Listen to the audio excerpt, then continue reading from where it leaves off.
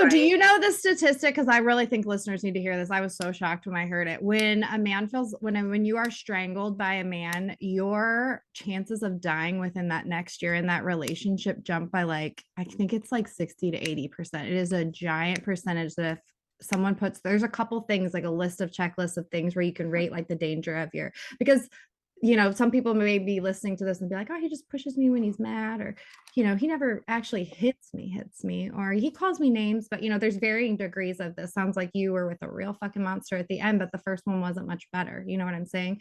So, you know, I forgot where I was going with that. The statistic, the Oh, strangulation yes. statistic. So there's more than that. There's like a couple things on there that you can Google it and you can see what things are actually more likely to bring it, like to show the real aggression or violence that people are willing to take it to. And choking is one of those things that is really high on the list, that if a man feels comfortable cutting off your airway in any way, you are in such danger.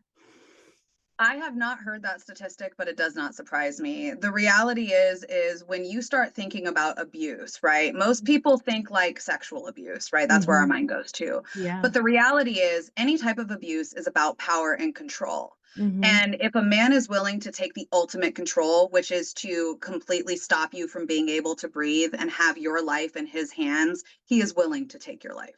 If a man Mm-hmm. ever puts his hands on you in any way, the thing that you need to understand is that it's never going to be enough, right? So Mm-hmm. if you say like you fill this out and you're like, oh well, every once in a while he pushes me when he's angry, or he'll like throw me down on the couch, but Mm-hmm. he knows that it's soft, so it's not hurting me. The Mm-hmm. reality is he is using you to release his anger.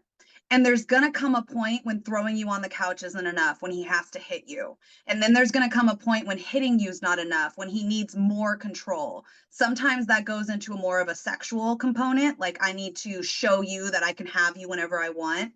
And other times it goes into a physical component.